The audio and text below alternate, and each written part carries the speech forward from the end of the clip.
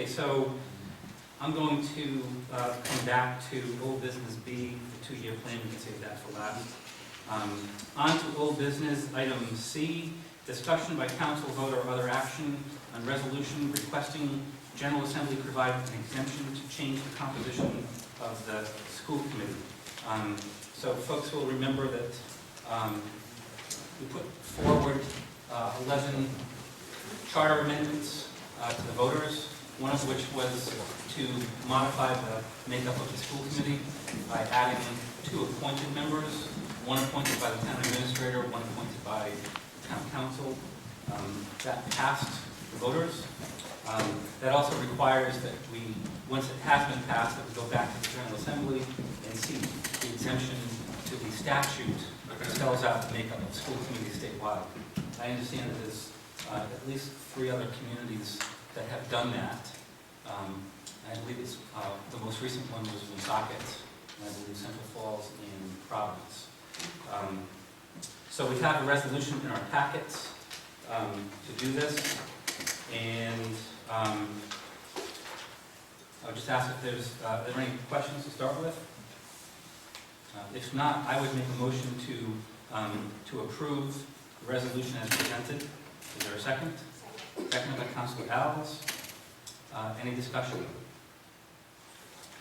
Hearing none, I'd ask for a roll call vote. Alves? Yes. Mr. McGee? Yes. Mr. Yazbek? No. Mr. Zelinski? Yes. Mr. Larry? Yes, motion carries 4-1. On to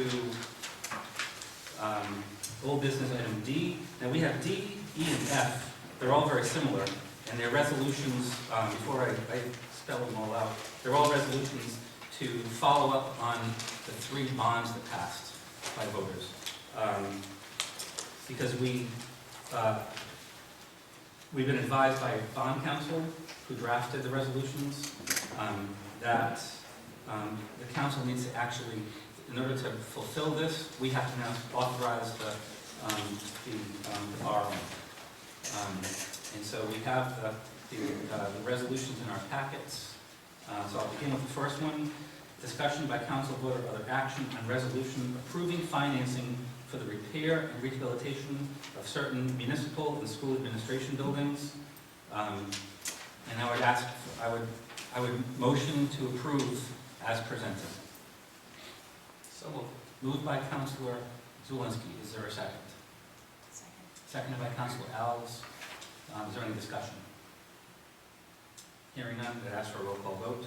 Alves? Yes. Mr. McGee? Yes. Mr. Yazbek? No.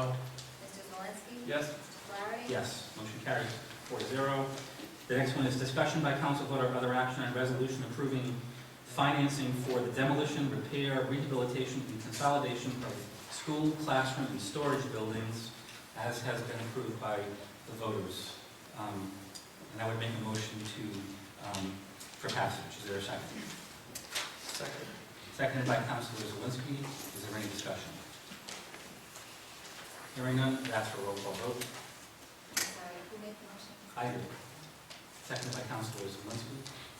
Ms. Alves? Yes. Mr. McGee? Yes. Mr. Yazbek? No. Mr. Zelinski? Yes. Mr. Flaherty? Yes, motion carries. And the third one, discussion by council vote or other action on resolution approving financing for the repair and rehabilitation of local road infrastructure in the amount of $2.5 million. So moved. Moved by Councilor Zelinski. Is there a second? Seconded by Councilor Alves. Is there any discussion? Hearing none, roll call vote, please. Ms. Alves? Yes. Mr. McGee? Yes. Mr. Yazbek? No. Mr. Zelinski? Yes. Mr. Flaherty? Yes, motion carries. We've already done G. And so now we have item number 12, executive session under Rhode Island General Law 42-46-5A2, sessions pertaining to collective bargaining or litigation, or work sessions pertaining to... 2-year work plan? I was just going to say that for the... I guess I could do that now, and then we can do... Okay. Thank you. That way there folks don't have to hang out and wait. So old business item C, discussion by council vote or other action. B, I'm sorry, B, on update of 2-year town council work plan. And in your packet, we have a final version. This is a 2-year work plan that the council adopted shortly after it was seated 2 years ago. And we have a number of items on it. We've revisited it a couple times. I'm checking on progress. I'm not going to go through everything other than to just say there are some highlights that are worth noting. And I'll review those highlights quickly. Under our goals, we had the establishment of the MU2 zoning, MU1 and MU2 Branch Village, that was completed in 2013. Unfortunately, we didn't get as much done as I had hoped on the business permitting process, streamlining that, and that's in part because of the change in the position at the state level with Ms. Tato having left. But it's my hope that the next town council will be able to pick that up and execute it. Other highlights include developing a strategic infrastructure investment program targeted to high priority business development areas, particularly portions of the Branch Village District. We've made a lot of progress on that over the last 2 years, but there still remains some work to be done, particularly with respect to the sewer and transportation work. Another highlight is the, and for me personally, was the work we've done on the detailed space needs assessment, which includes this building and the school buildings, which fortunately were passed by voters, and now it's going to be up to the next council to oversee the execution of that. And then one of the other final highlights is the work that the town has done, and I commend the administration working with DOT on the work that's to be done to the Slatersville Stone Arch Bridge. The town planner came up with a great alternative that saved DOT significant resources, and in return for that, we were able to get DOT to agree to extend the improvements to include a host of pedestrian improvements right in the vicinity of the village, which plays really well into our efforts at trying to get a national park established here.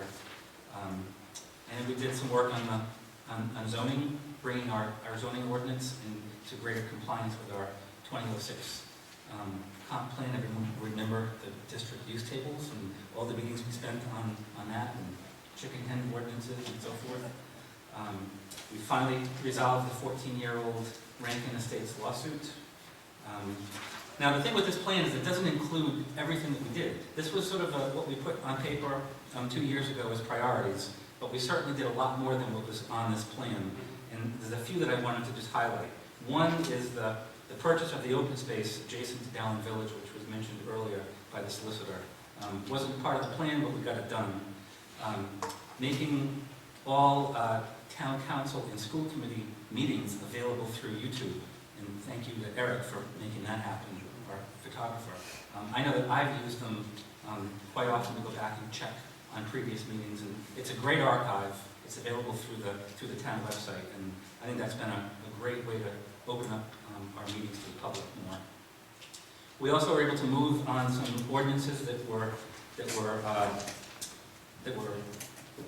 hadn't moved for years, but that had, where there's a lot of work had been done on groundwater overlay, the wetland setback, the Council 94 contract that we just did tonight was not a part of our plan, but it was done. And I think that one of the other highlights that was not on this plan was brokering a compromise on the Anchor Subaru expansion, which occupied a lot of our time at Town Council. I think that I'll offer one final observation, and anybody else is welcome to jump in, but if there was any regret over the last 2 years, I think that we spent a lot more time and energy with friction between the town council and the school committee. And I wish that it wasn't that way. I wish that we didn't waste as much time as it wasted on that, because it really drew our attention away from many other issues that we could have been doing more proactively. And I take my share of the responsibility for that as the council president. I wish that I had spent more time trying to broker compromise with school officials and school leaders. It is what it is.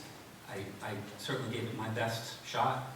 I'm sure that the next council is going to pick up where we left off. I think that we've we've done a lot to move the town in the right direction in that regard. I just wish that we hadn't been as distracted as we were with those issues. So with that, I'm going to submit as Exhibit A completed 24-month town council work plan and results chart. Anybody's welcome to look at it. It will be online. And I've seen any other comments or observations before we move on. Well, I'd like to make a comment, Mr. President. It was under your leadership that this town accomplished many of the outstanding issues, the goals that were set for us. It was contentious at times with other issues, and yet we still managed to conduct business. The roads got plowed, fire trucks responded, the libraries were kept open. Thank you, Mr. President. Thank you.